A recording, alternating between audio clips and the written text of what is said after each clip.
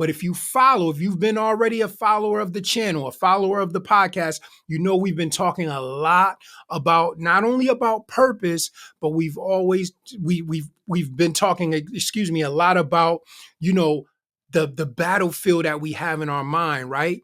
And a couple of episodes that we had on our YouTube channel that I talked about this, and you can go and check it out. And we'll have some links in the description on our YouTube channel. But one was unlock mental freedom and renew your mind with spiritual wisdom. Another one was transforming your mind, understanding Romans 12, 1 and 2.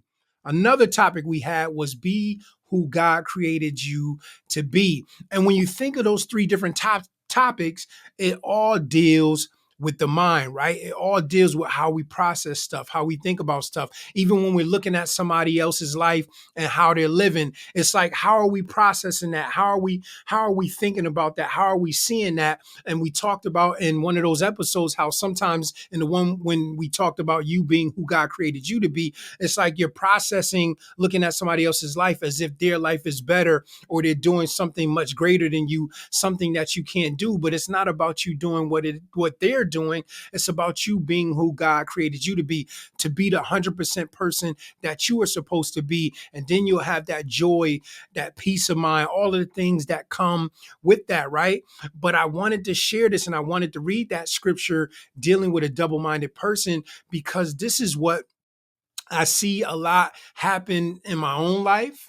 I see happen in friends' lives. I see happen with people online, is that we say we want to do one thing, but we're not actually doing what it is to get to that specific destination, right? We're doing something totally different, expecting a different result, and in the process of it, it is driving us crazy, right? Or it's stressing us out. It got us down. But a lot of you are not going to want to hear this. No, I don't want to say that. Some of you may want to hear the truth, right? Some of you may want me to be brutally honest with you, and some of you may not.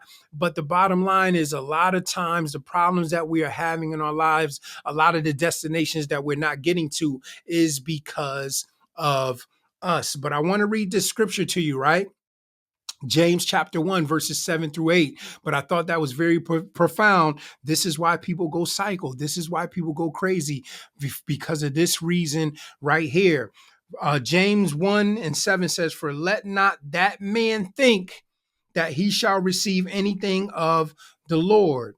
Verse 8, "A double-minded man is unstable in all his ways." And when you go back and read James chapter 1, it talks about somebody praying or asking something of the Lord, but not truly believing that thing is going to happen, right? And that's why verse 7 goes on to say, "For let not that man think that he shall receive anything of the Lord. A double-minded man is unstable in all his ways." Now, we know here in this particular scripture is talking about spiritually, right?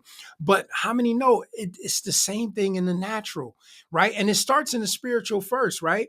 Like you can't say you want one thing, but you find yourself doing something totally opposite, for that thing to happen. Like, let's deal with weight loss, for example, right? Many people say, "Oh, I want to lose weight.